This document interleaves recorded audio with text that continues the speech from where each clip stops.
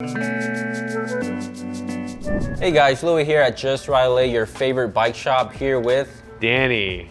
And today we're going to talk about tires. As cheesy as that was, we got a kick thinking about that. So Yeah. Thanks for tuning in, guys. Today we're going to go over tires, rubber. We get so many questions about Clincher, Tubeless, Tubular, Pirelli, Continental. It gets very overwhelming, even for ourselves. How high do you run the PSI? You know, do you go fatter? Do you go skinnier? Do you go red? Do you go pink? Do you go purple? We're here to help demystify that today. I think the biggest question is how to select your tire for the appropriate use you're using, right? I don't know about Danny, but I'm very specific in how do I choose my tires. But it's a lot simpler than you think. I mean, once you narrow down what kind of tire you need, what kind of bike you're using, then you really know there's not a lot of options in that case. There's just going to be different brands, just like cars. But it's just really comes down to what you're going to be using it for. So we're going to start off with mountain tires. This is a very simple wheel. This is a, what do we got here, 26 inch, 27.5? 29er. 27.5, close. So 27.5 is for those of you who don't know, it's the perfect size between 29 or 26 for most scenarios in the mountain world. And over here we have a pretty much an all-terrain tread pattern on it, made by Maxxis. Great tire. This is offered in Clincher. What that means is a traditional tire, sits on the rims, run a tube in it, and it works pretty well. A lot of guys in the mountain world are using tubeless. So what that means is very similar tire, a little bit of different technology. We remove the inner tube, we seal the tire to the rim, and the way we do that is use a liquid. Some people use Stan's tubeless liquid. There's many different forms of it to basically seal the tire to the rim to help prevent a lot of small flats with all the thorns out there. Rolls a lot better, and you can run the PSI even a little bit lower too. So. Secondly, here we have our gravel tire. You notice the difference between these two is the thread, right? So on a mountain bike tire, you're not going that quickly as a gravel tire because it's a mix of on-road and off-road. So you're getting a lot more traction going slower than you are getting more traction going faster. But here, it's going to be a little, just about the same kind of width. The only difference is that the knobbier end's a little more smaller, not as big. These got a lot more threads. They're a little more knobbier. They're a little closer together, but this is really made more for speed and agility. You know, you'll be able to cut corners a little better off-road, but that's really the only difference. And sizing, you can go a little wider, you can be a little more narrow, depending on, you know, what kind of terrain you're going on. If it's mud, you're going to go with something a little more knobbier. If it's just dirt, this would be perfectly fine. Sweet. Now we got our hybrid tire. So this is what most of you guys are familiar with, guys and gals. So this is a great all-arounder. You could technically take this guy a little bit of off-roading, a little bit of city riding, commuting, you name it. You know, a hybrid tire will pretty much handle it all. And that's the amazing thing right now too with the sport. Like, a lot of tires have crossover. So this is a 735 to give you an example. And in the cross world, you can go with something very similar tread to a 700 by 45. So there's a lot of crossover in those two dialects depending on what you're trying to do. And another really cool feature I think with this hybrid tire for the city is it also has a reflective liner, which is really dope. So it makes you more visible when you're around some of the best drivers in the world, Los Angeles. Lastly, here we have our road bike tire. So this one really, you're only using it for the streets, one specific use. You're not going to be using it as wide as that, or, you know, a little more narrow, but it's really going to be on the road. That's why you see that they're a lot more slick as opposed to the gravel or the hybrid.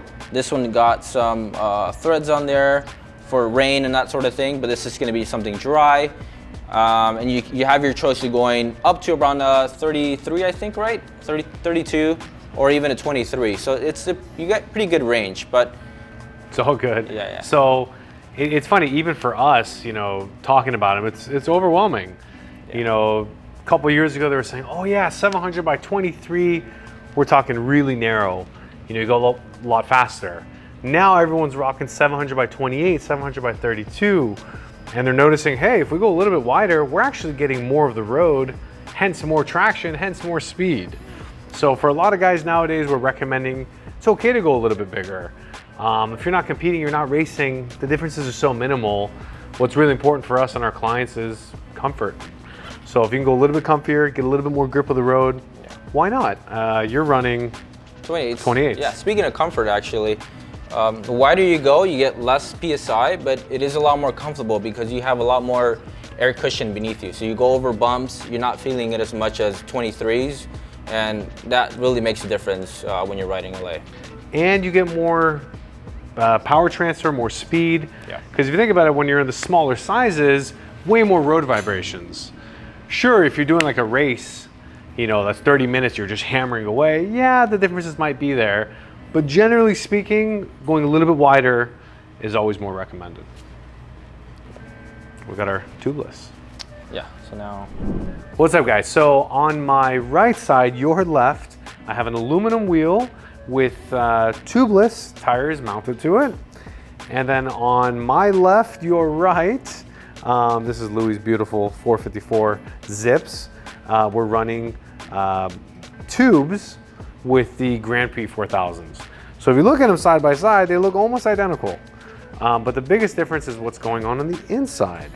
So, you know, they're pretty much everything functions the same. They both have press the valves. However, one is running a tube, one is running liquid to help puncture, for puncture resistance, for better flow while you're riding. And anything else you want to add? A lot of people, you know, there's a lot of pro cons to tubeless as opposed to running Clincher. The pros are that you don't get flats that frequently. It's gonna be a lot, I didn't say not a lot lighter, but you don't worry about flats more often, less maintenance, your tire is always set, right? The cons would be, you know, that if you get a flat, it might start spilling on you, or if the hole's too big enough, you do have to replace your tire, but you can still use the same tire if you like, just putting an inner tube like this guy here. I actually had too big of a hole for it to seal, so I had to put an inner tube on there. So it's still salvageable, so that's a good thing. Yeah, there's a lot of back and forth because tubeless is the new wave. It's kind of an answer to tubeless. Tubeless is where the whole tire is one piece essentially, and then you glue that to the rim. So it's very advanced for a race day. Tubular. So tubular. So this is kind of an in-between of the two. It's kind of like a hybrid system. It's pretty cool. Like a lot of giant bikes and other brands over 2K are offering a tubeless ready rim. So that means you can run tubes or you can run tubeless. Yeah. One good question we get a lot is when to change your tires. So you really know when to change your tires is when you're cornering, especially on a road tire, you'll notice that it kind of wiggles around a lot more. You don't get a lot more traction, and you notice that the tire is kind of flat and bald. You notice that there's a lot of more cuts on there. You're getting a lot more flats frequently. So that's really when you know you got to change out your tire. It really depends on what kind of tire you want to get. There are some heavier like gator skins that are a lot more durable. They are going to be heavier. So, you know, you still got that durability. And if you go with something like the Continental Grand Prix 4 Seasons that are a lot more expensive, they are still as durable, but they're a lot lighter. So, you know, that's really the main difference. That's why you're spending a little more money on this kind of tire. But I guarantee you're not going to get flats as more often, and your bike's going to stay light. Another general rule of thumb that I want to add. So a lot of people might think like actually no, I'll pass you that one. So this is a newer tire, right? But I don't know if you guys can start to see, it's kind of hard to see it on camera. Once they start to get dry, regardless of how new they are, with time, if you're running these for a couple years, oxidization, I hope I said that word right, wears out the rubber. So they get dry, so you can have the nicest tire in the world. Same goes for cars. Once they start to get dry, that's really a good indicator to replace them. Or visit your local shop and they will be more than happy to share when it's ready to change. Yeah. Awesome.